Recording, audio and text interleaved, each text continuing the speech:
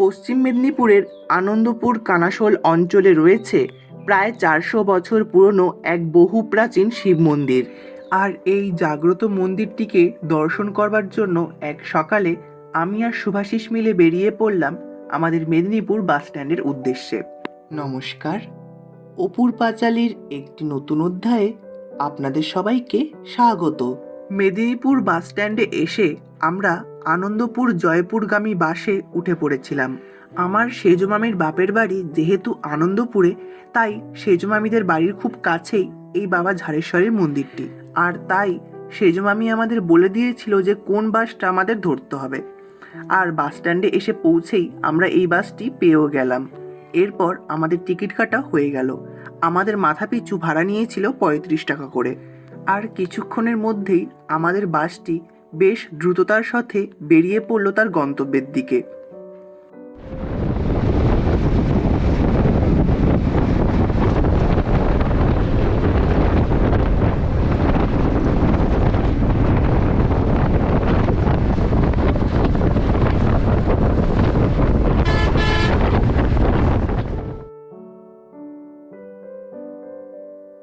তো ঘড়িতে এখন সময় সকাল 9:50, আর আমরা পৌঁছে গিয়েছি কানাসোল বাবা ঝাড়েশ্বর মন্দিরের সামনে।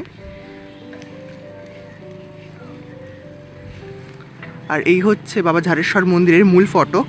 এখান থেকে এগিয়ে কিছুটা হাঁটা পথেই রয়েছে বাবা ঝাড়েশ্বরের মন্দির। তো চলুন যাওয়া যাক।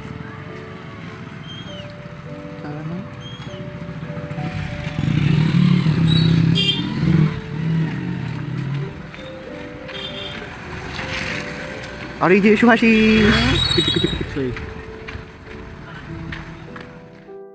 এরপর আমরা হাঁটতে হাঁটতে চলে যাচ্ছিলাম বাবা ঝাড়েশ্বরের মন্দিরের উদ্দেশ্যে। আর যেতে যেতে পথে পড়লো এই বাজারটি। এটি আনন্দপুরের সবচেয়ে বড় বাজার। যখন এখানে চড়ক হয় তখন প্রত্যেকটি ভক্তা এইখানেই এসে বিশ্রাম নেয়। আর ওই যে দূরে বাবা ঝাড়েশ্বরের মন্দির দেখা যাচ্ছে। তো চলুন যাওয়া যাক। বাবা ঝাড়েশ্বরের মন্দিরে ঢোকার আগে পথে পড়ল শ্রী শ্রী বাবা পঞ্চানন্দ ভৈরবের এই মন্দিরটি। তো চলুন এখানে একবার প্রণাম করে আসা যাক।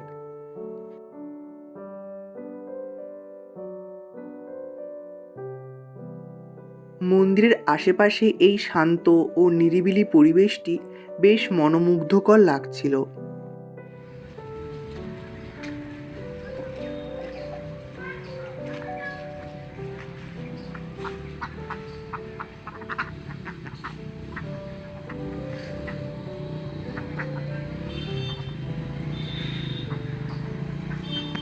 আপনাদের সাথে গল্প করতে করতে আমরা পৌঁছে গেলাম আনন্দপুর কানাসোলের বাবা ঝাড়েশ্বর মন্দিরে। মন্দির তৈরির ইতিহাস ঘাটলে মোটামুটি দুটি মত পাওয়া যাবে। জনশ্রুতি অনুযায়ী জানা যায়, আগে এই যে মন্দিরটি এখানে রয়েছে সেখানে ছিল গভীর বন। আর এই বনের বটবৃক্ষের নিচে একটি কৃষ্ণ গাভী প্রতিদিন দুধ ঢেলে দিত। একদিন এই দৃশ্যটি একজন রাখাল বালকের চোখে পড়ে এবং এই রাতেই দৈব স্বপ্নাদিষ্ট হন ওই গাভীটির মালিক ব্রাহ্মণ ভূমের রাজা আলালনাথ দেব ও আরিয়াদহের নিষ্ঠাবান ব্রাহ্মণ শীতলানন্দ মিশ্র। যেই স্থানে কৃষ্ণ গাভীটি রোজ দুধ ঢেলে দিত সেই স্থানে খনন করে পাওয়া গেল শিবের অনাদি লিঙ্গ। সেই প্রাচীন বটবৃক্ষতলে দেবাদিদেব মহাদেব পূজিত হয়ে আসছেন বাবা ঝাড়েশ্বর নামে। এ তো গেল জনশ্রুতি। তবে ঐতিহাসিক পটভূমিতে বিচার করলে জানা যায় 1629 খ্রিস্টাব্দে 1036 বঙ্গাব্দে ভাদ্র মাসের কৃষ্ণা চতুর্থী তিথির বর্তমান শিবলিঙ্গটির প্রতিষ্ঠা করা হয়। 1834 খ্রিস্টাব্দে নারাজলের রাজা অযোধ্যারাম খানের দেওয়ান রামনারায়ণ জানা বর্তমান এই মন্দিরটি প্রতিষ্ঠা করেন। মন্দিরটি নিয়ে বহু অলৌকিক কাহিনী ছড়িয়ে আছে। শুধু পশ্চিম মেদিনীপুর নয়, ভিন জেলা এমনকি ভিন রাজ্য থেকেও পুণ্য লাভের আশায় বাবার মাথায় জল ঢালতে আসেন ভক্তরা। মন্দিরের নির্মাণ শৈলী নিয়ে বলতে গেলে বলতে হয়, এটি একটি 67 ফুট উচ্চতা বিশিষ্ট একটি বাঁকানো কার্নিস যুক্ত পঞ্চরত্ন মন্দির। মন্দির গাত্রে রয়েছে অসংখ্য পোড়ামাটির কাজ। পোড়ামাটির মূর্তিগুলির মধ্যে রয়েছে বিভিন্ন দেবদেবীর মূর্তি, রাধাকৃষ্ণের লীলা, রামায়ণের কাহিনী, দশাবতার, মৈথুন দৃশ্যসহ বিভিন্ন পৌরাণিক কাহিনী। মন্দিরের পেছনে রয়েছে 14 একরের এক বিশাল দিঘি, যেটি রাজা আলালনাথ দেব খনন করেন। রাজা আলালনাথ দেবের নাম অনুসারে এই বৃহৎ দিঘিটি আলাল দিঘি নামে পরিচিত। রাজা আলালনাথ দেবের মৃত্যুর পর তার ভাই নদিয়াল দেব দাদার স্মৃতির উদ্দেশ্যে দিঘির মাঝখানে মকরা পাথরের জলহরি মন্দির নির্মাণ করেন। তবে দেখভাল ও পরিচর্যার অভাবে জলহরি মন্দিরটি এখন লুপ্তপ্রায়। আর এই পুকুরের জল দিয়েই বাবার মন্দিরের যাবতীয় কাজ, যেমন ভোগ রন্ধন, বাবার অভিষেক প্রভৃতি কাজ সম্পন্ন হয়ে থাকে। মন্দিরে আগত ভক্তরা মনে করেন যে এই পুকুরের জলে স্নান করলে বহু রোগ এবং পাপ থেকে মুক্তি লাভ করা যায়। প্রত্যেক বছর গাজনের সময় এবং শ্রাবণ মাসে প্রচুর ভক্তের ঢল নামে এই মন্দিরে। প্রায় 2-4 দিন আগে থেকেই ভক্তরা চলে আসেন এই মন্দিরের সামনে। লোকমুখে শোনা যায় যে 1834 খ্রিস্টাব্দে নারাজলের রাজা অযোধ্যারাম খানের দেওয়ান রামনারায়ণ জানা ঝাড়েশ্বর শিবের কাছে মানত করেন এবং তিনি গুরুতর শূলরোগ থেকে মুক্তি লাভ করেন।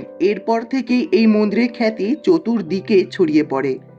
ভক্তদের দাবি, এই মন্দিরে শিবের ব্রত পালন করলে কঠিন রোগ থেকে মুক্তি পাওয়া যায়, নিঃসন্তান মায়ের কোলে সন্তান আসে।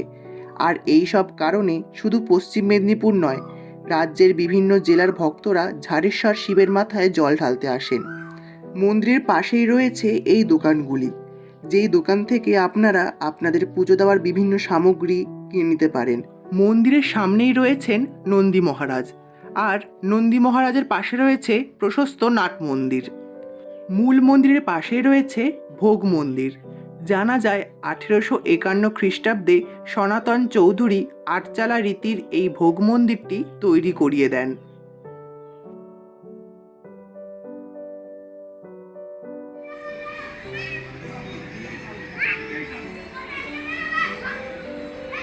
মূল মন্দিরের পাশেই রয়েছে মহাকাল ভৈরবের থান।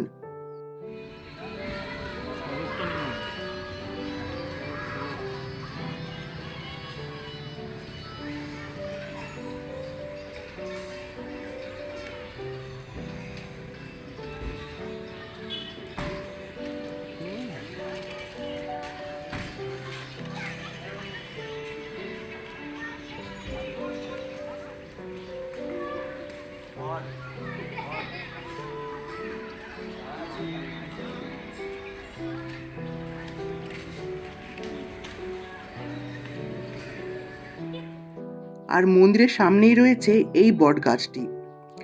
যুগ যুগ ধরে বহু ইতিহাসের সাক্ষী হয়ে দাঁড়িয়ে রয়েছে এই বটগাছটি। আসুন এবার মূল গর্ভগৃহে প্রবেশ করা যাক। মূল গর্ভগৃহে দুপাশে রয়েছে 2টি দরজা, যেখান থেকে ভক্তরা ভেতরে প্রবেশ করে বাবার মাথায় জল ঢালেন।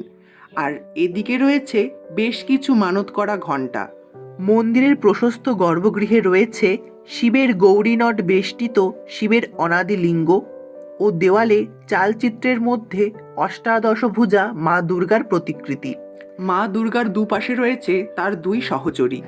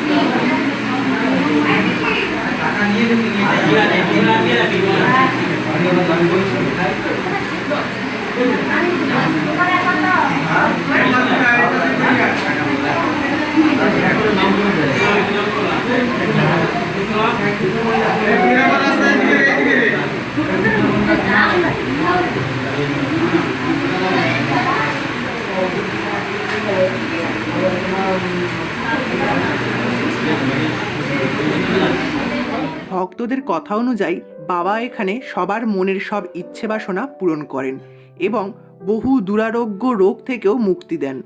বাবা ঝাড়েশ্বরের দর্শন আমরা খুব ভালো মতোই করতে পেরেছি। তো চলুন এবার মন্দির থেকে বেরিয়ে আমরাও বাস ধরার দিকে রওনা দিই। আজকের মতো আমার এই ভিডিওটি আমি এখানেই শেষ করছি। আমার ভিডিওটি ভালো লাগলে অবশ্যই একটি লাইক করে দেবেন। আমার চ্যানেলে নতুন হলে চ্যানেলটিকে সাবস্ক্রাইব করতে ভুলবেন না যেন। দেখা হচ্ছে আবার একটি নতুন অধ্যায়। ধন্যবাদ।